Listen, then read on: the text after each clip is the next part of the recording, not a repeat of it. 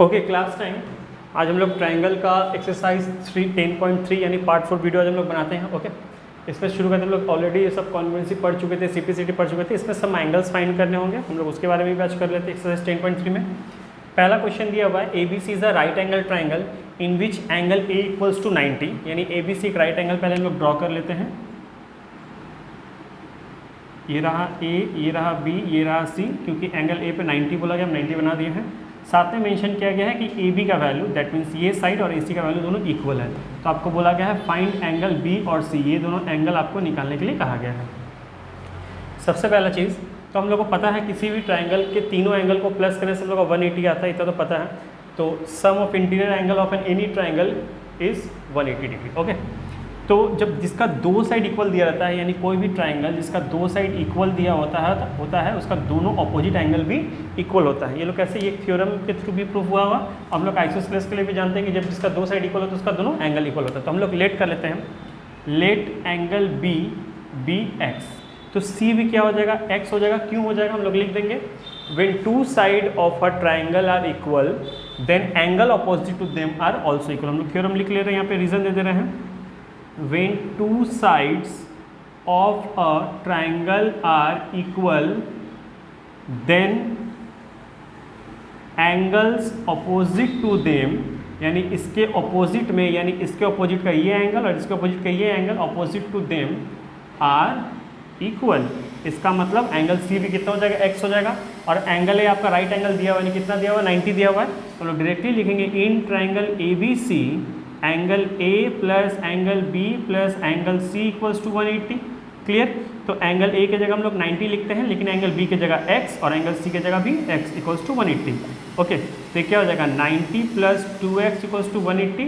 जब हम लोग सॉल्व करेंगे तो x का वैल्यू आ जाएगा 45। इसका मतलब एंगल B भी कितना था, 45, और एंगल C भी 45। तो एंगल B इक्वल्स टू 45 और एंगल C इक्वल्स टू भी 45। ओके अगेन क्वेश्चन नंबर 4 का हम लोग बनाते हैं, जिसमें एक डायग्राम दिया हुआ है।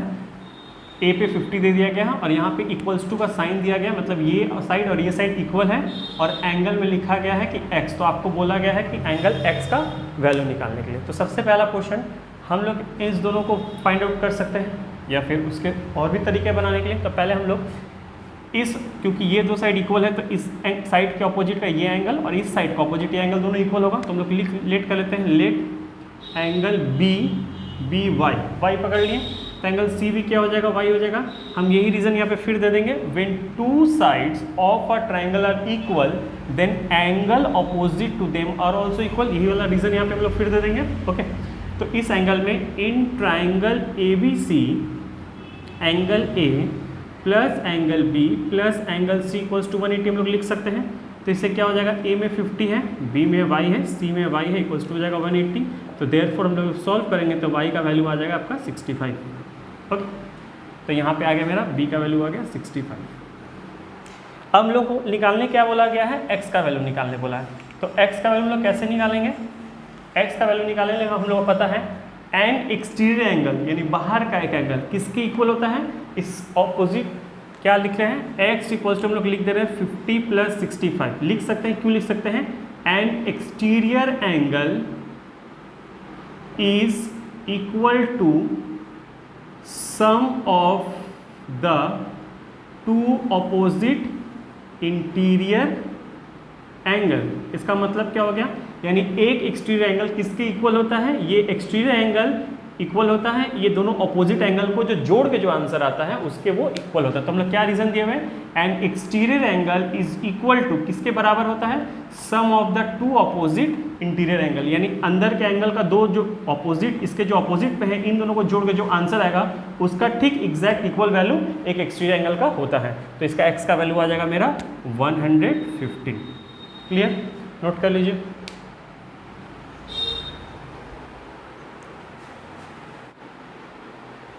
ओके हम लोग कंटिन्यू करते हैं क्वेश्चन नंबर 5C से, जहाँ पे आप देख सकते हैं आपको लिखा गया है ABC एक ट्रायंगल दिया हुआ है जहाँ पे आपको x का वैल्यू, लेकिन x वैल्यू पूरा इसके लिए पूरा x का वैल्यू निकालने के लिए कहा गया है। ओके ये पूरा एंगल का नाम x दिया गया है और यहाँ पे 56C का वैल्यू दिया गया है और साथ में ये दोनों साइड इक्वल दे दिया गया है। तो हम लोग 1 बाई 1 करके सॉल्व करते हैं। पहले हम लोग इस ट्रायंगल को लेते हैं, इन ट्रायंगल ADC हम लोग अगर इस एंगल को, ये x अभी हटा देते हैं कि x का मतलब ये पूरा एंगल, यानी एंगल, इस एंगल को पूरा निकालना। ओके, फिलहाल के लिए हम इस एंगल को हम अभी y पकड़ लेते हैं। In angle ADC, angle DAC BY हम लेट कर लिए हैं, let angle DAC BY। Okay, अगर इसको y पकड़ेंगे तो ये एंगल भी y हो जाएगा, क्योंकि हम लोग को पता है किसी ट्राइंगल का दो साइड इक्वल होता है तो उसके ऑपोजिट का दोनों एंगल इक्वल होगा। तो ये एंगल भी कितना हो जाएगा, y हो जाएगा। तो हम लोग लिख देंगे angle ADC equals to y, वही रीजन दे देंगे, when two sides of a triangle are equal then angle opposite to them are also equal. Okay, लिख दिया। तब इस ट्राइंगल में क्या क्या बचे हमारा, 56 प्लस y इक्वल्स टू 180, तो 2y इक्वल्स टू 180 माइनस 56, यानी 2y equals to 124। Okay, and y equals to 124 by 2, it's 62, यानी हमको y मिल गया 62, इसका वैल्यू मिल गया हमको 62। ओके, अब हम यहाँ पे सपोज कीजिए किसी एंगल का एक नाम दे देते हैं जो भी z। तो हमको z का वैल्यू निकालने के लिए हमको पता है, हम लोग अभी भी किए कुछ देर पहले पिछले लेसन्स में, an exterior angle is equals to sum of two opposite interior angle, यानी इसका वैल्यू, एक बाहर का एंगल का वैल्यू किसके बराबर होता है, अंदर के दोनों अपोजिट को जोड़ने से। That means z equals to 62 plus 56, और रीज़न दे देंगे an exterior angle is equal to sum of two opposite interior angle. Okay, तो z का वैल्यू क्या आ गया, 8, यानी 118 आ गया। क्लियर, तो हम लोग z का वैल्यू यहाँ पे 118 लिख लेते हैं। ओके, अब आते हैं इस ट्राइंगल में, इन ट्राइंगल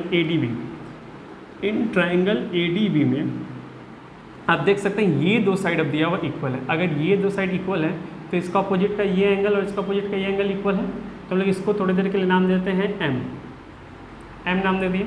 अगर हम इसको m पकड़ेंगे तो ये भी m हो जाएगा। तो हम लोग लेट कर लेते हैं, लेट एंगल BAD BM। अगर BAD यानी ये एंगल m होगा तो एंगल ABD यानी ये एंगल भी m होगा।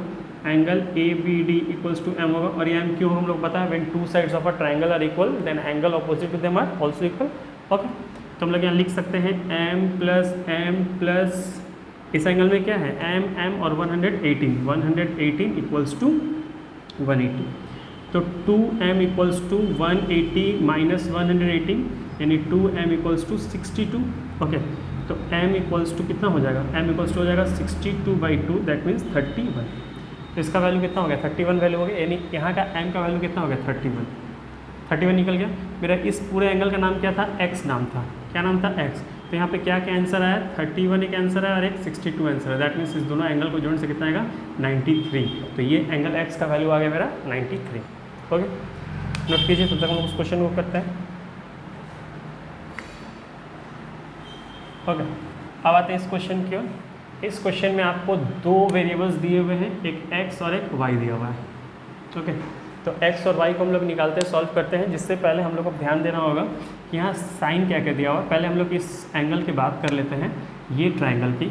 इन ट्राइंगल हम लोग बात कर लेते हैं ACE इस ट्राइंगल। यहाँ देखिए ये दोनों साइड इक्वल दिया, दैट मीन्स इसका अपोजिट का ये एंगल और इसका अपोजिट का ये एंगल दोनों इक्वल होगा। तो हम लोग इसको थोड़ी देर के लिए z और z मान लेते हैं और लिख लेते हैं लेट एंगल CEA, यानी ये angle let CEA be z। अब इसको z मान लिया, अगर इसको z माने तो ये भी z हो जाएगा। तो उसका नाम क्या है, CAE, ये भी z हो जाएगा। तो इस एंगल में 74 प्लस z इक्वल्स टू 180 लिख सकते हैं। हम लोग को पता है sum of interior angle of a triangle is 180। Okay, तो यहाँ पे 2z equals to 180 minus 74, 2z equals to 106, यानी z इक्वल्स टू 53, यानी z का वैल्यू आ गया 53। तो इसके जगह हम 53 लिख देते हैं, 53 लिख देते हैं। ओके, फिर वही बात आता है, an exterior angle equals to, एक एक्सटीरियर एंगल किसके इक्वल होगा, sum of two opposite interior angle, इन दोनों को जोड़ के बराबर होगा। ओके, तो हम लोग लिख देते हैं एन एक्सटीरियर एंगल, इन एक्स का वैल्यू के लिए हम लोग लिख देते हैं 74 प्लस 53, वही रीज़न दे देंगे, an exterior angle equals to sum of two opposite interior angles. Okay, तो x का वैल्यू कितना हो जाएगा, 74 और 53 को जोड़ के, दैट मीन्स 7 7 127, यानी x का वैल्यू हमको निकल गया 127। तो इस ट्राइंगल में, इन ट्राइंगल AEB में, यहाँ पे हम फिलहाल के लिए M नाम पकड़ लेते हैं। ओके, तो इसमें क्या क्या है, AEB में 15 है, 127 है और M है। तो 15 + 127 + M = 180 लिख सकते हैं।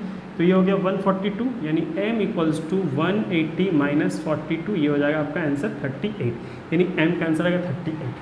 तो M का आंसर जो 38 है वही हम Y का आंसर भी 38 लिख सकते हैं। क्यों? क्योंकि आप देख सकते हैं यहाँ पे किस चीज़ का साइन बना हुआ है, पैरेलल का साइन बना हुआ है, और हम लोग को पता है ऑल्टरनेट एंगल्स आर इक्वल। तो ये Z शेप बन रहा है, Z शेप जब बनता है तो यहाँ का ये एंगल और ये एंगल इक्वल होता है, यानी यहाँ पे M अगर 38 आया है तो Y भी क्या हो जाएगा, 38 हो जाएगा। तो हम लिख देंगे alternate angles are equal. Okay, over. तो हमारा x का वैल्यू आ गया 127 और y का वैल्यू आ गया 38। नोट कर लीजिए।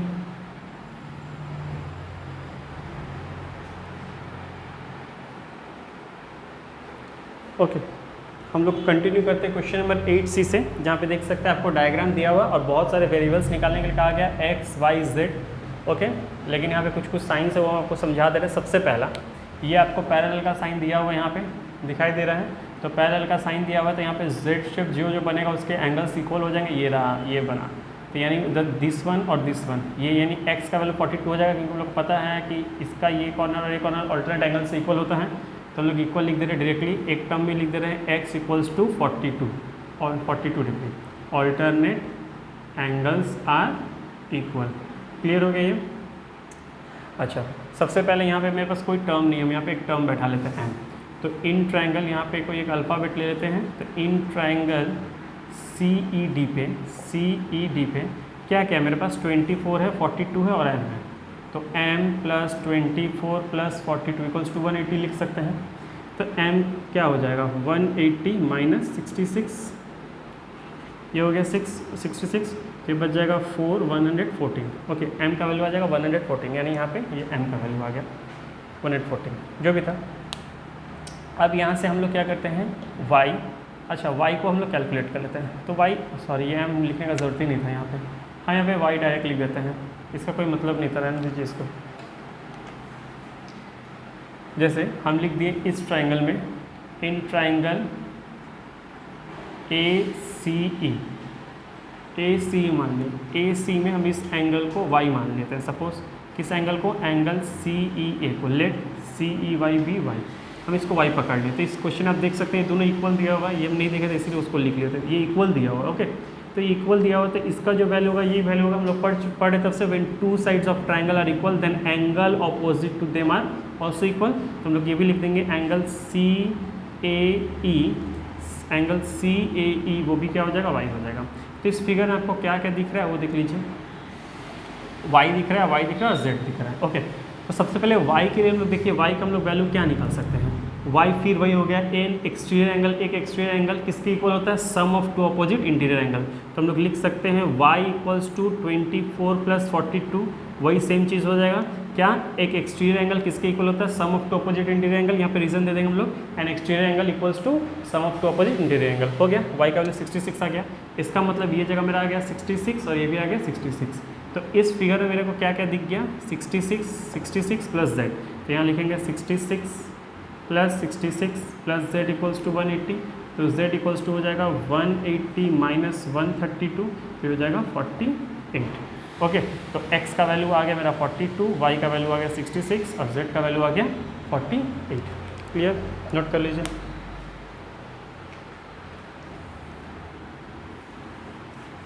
ओके, अब हम लोग बनाते हैं क्वेश्चन नंबर 9। इसमें लिखा हुआ है, in the figure D is mid point of BC, यानी D जो है क्या है, मिड पॉइंट है, इस दोनों लाइन का वो मिडिल पॉइंट है। ओके, फिर बोला है DE, D से E और DF क्या है, परपेंडिकुलर है। किससे परपेंडिकुलर है, AB पे परपेंडिकुलर है और AC पे। तो परपेंडिकुलर का मतलब क्या होता है, 90 का साइन बनाता है। तो आपको प्रूफ करना है कि ABC एक आइसोसेलेस ट्रायंगल है। तो आइसोसेलेस ट्रायंगल प्रूफ करने के लिए सबसे अच्छा क्या है, हम लोगों को पता है कि जिसका दो साइड इक्वल होता है उसको हम लोग बोलते हैं आइसोसेलेस ट्रायंगल। लेकिन साथ ही साथ जिसका दो एंगल इक्वल होता है, जब ये दो एंगल इक्वल होगा तो दो साइड भी इक्वल हो जाएगा।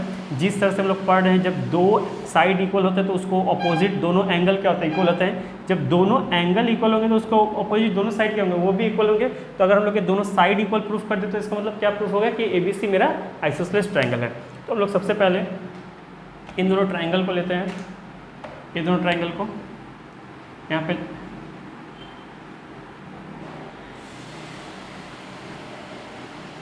डी मिड पॉइंट कहा गया है यहाँ पे, तो हम लोग यहाँ से फिगर लेते हैं in triangle B E D and triangle